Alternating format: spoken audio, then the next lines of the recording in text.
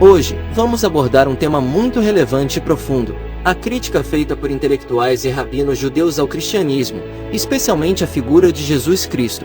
Além disso, vamos explorar como a visão monarquianista oferece uma resposta robusta a essas críticas, oferecendo uma perspectiva mais sólida do que a visão trinitária.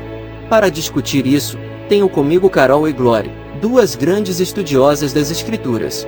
Olá, Carol. Olá, Glória. Como estão? Olá, John. Estou bem, animada para essa conversa profunda. Oi, John e Carol. Certamente temos muito a refletir da perspectiva monarquianista. Vamos começar com uma questão bastante polêmica que muitos rabinos judeus levantam: o cristianismo é uma criação romana. Eles argumentam que, na verdade, Jesus e a fé cristã foram moldados pela Roma imperial para se opor ao judaísmo e fazer com que as pessoas seguissem as normas e a ideologia romana. O que vocês pensam sobre isso? Muitos estudiosos têm sugerido essa ideia de uma criação romana do cristianismo. O argumento é que a Roma, ao adotar o cristianismo como sua religião oficial, teria feito ajustes que se alinham mais com a estrutura política romana. Isso inclui, por exemplo, a figura de Jesus, que alguns interpretam como um líder que, de certa forma, tem um papel submisso ao poder imperial. Essa narrativa faz sentido dentro da cosmovisão trinitária, onde Jesus é visto como uma pessoa distinta da divindade do Pai. Mas se adotarmos a perspectiva monarquianista, desse ponto de vista enfraquece. O cristianismo não é uma invenção humana ou uma adaptação romana. Jesus não é um personagem separado da divindade do Pai. Ele é, de fato, o próprio Deus se manifestando em plena harmonia com o Pai.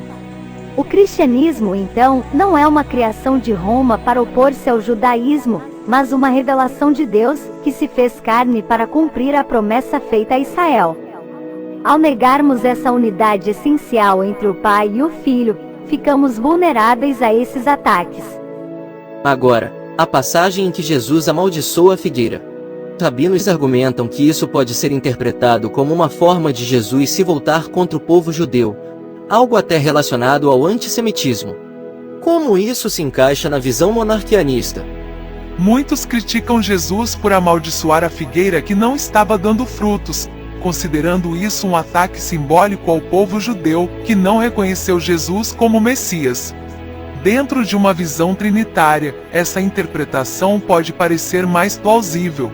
Mas se olharmos com uma perspectiva mais profunda, vemos que Jesus não estava amaldiçoando um povo, mas estava usando a figueira como um símbolo da falta de frutos espirituais em um sistema religioso que não reconheceu a vinda do Messias.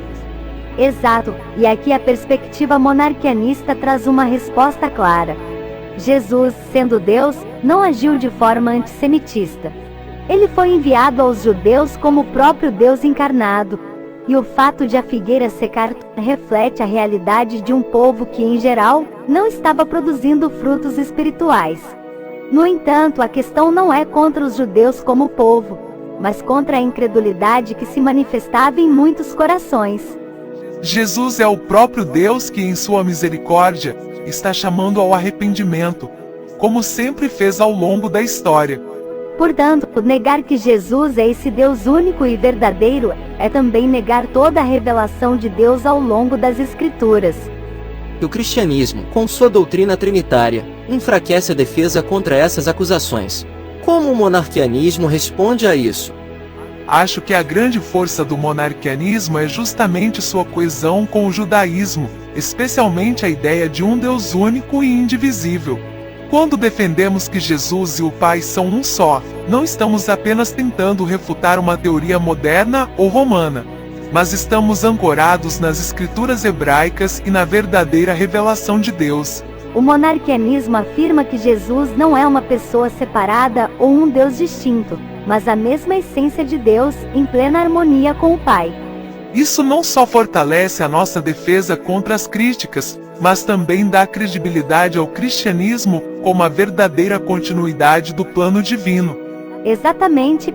O monarquianismo Ao manter essa unidade de Deus, nos dá uma base muito mais forte para refutar as acusações de que o cristianismo foi uma invenção política ou uma adaptação romana. Se Jesus é Deus, como ele mesmo afirmou, então negar Cristo seria também negar o Pai. Não há divisão entre eles.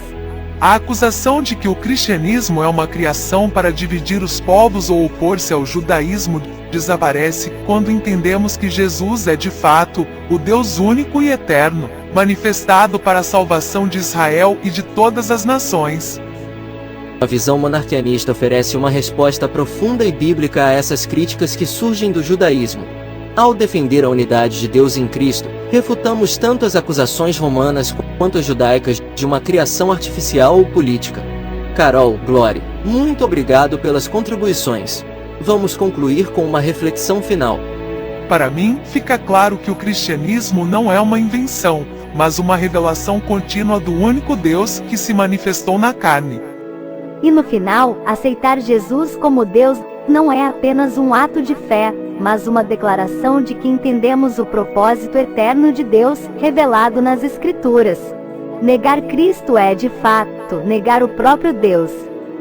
Perfeito. Obrigado, Carol, Glória, e a todos que nos ouviram. Espero que esta conversa tenha sido esclarecedora e desafiadora. Até a próxima!